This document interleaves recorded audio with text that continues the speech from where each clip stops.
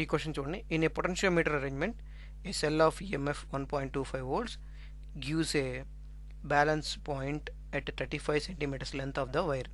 If the cell is replaced by another cell and the balance point shifts to 63 centimeters, what is the EMF of the second cell? ఇక్కడ ఈ పిక్చర్లో మీరు చూసినట్టయితే ఇది potentiometer అంటారు. ఈ పొటెన్షియోమీటర్కి ఒక బ్యాటరీ ఉంటుంది.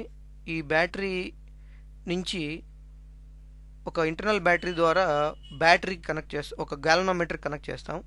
ఈ గ్యాలనోమీటరు ఈ డిఫరెంట్ పొటెన్షియోమీటర్స్ ఉన్న డిఫరెంట్ వైర్స్ అంటే కాపర్ వైర్స్ మీద బ్యాలెన్సింగ్ ఎక్కడైతే బ్యాలెన్స్ అవుతుందో చెక్ చేస్తూ ఉంటుంది. ఇలా చెక్ చేసినప్పుడు ఇవి యూజ్ చేసుకొని మనం ఒక బ్యాటరీస్ యొక్క ఈఎంఎఫ్స్ని మనం కనుక్కొనవచ్చు. ఇది పొటెన్షియోమీటర్ యొక్క ముఖ్య ఉద్దేశం.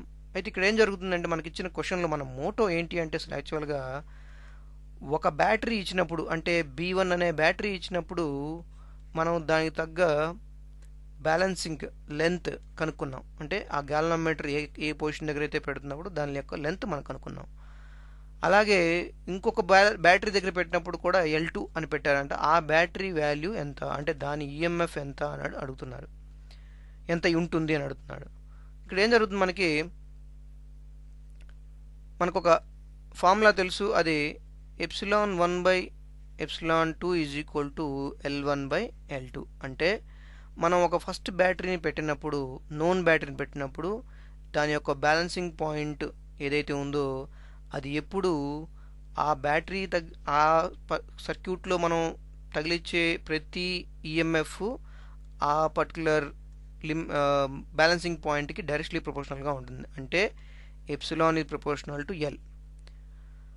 అందుకని ఇక్కడ మనం ఎటువంటి బ్యాటరీ పెట్టినా సరే వాటి బ్యాటరీస్ యొక్క రేషియో దేనికి సమానం అవుతుందంటే వాటి యొక్క బ్యాలెన్సింగ్ పాయింట్ లెన్స్ యొక్క రేషియోకి సమానం అవుతుంది. అందుకే E1/E2 is equal to L1/L2 అన్నాను. ఇప్పుడు మనం క్వశ్చన్లోకి వెళ్దాం. అంటే ఇన్వెస్టిగేషన్ మనకి ఏ క్వాంటిటీస్ ఇచ్చారు అనేది ఒక ఇన్వెస్టిగేట్ చేద్దాం. మనకి ఇచ్చిన ఇన్వెస్టిగేషన్ మనకు ఫస్ట్ B1 అంటే E1 ఇచ్చారు, అదంతా 1.25 volts.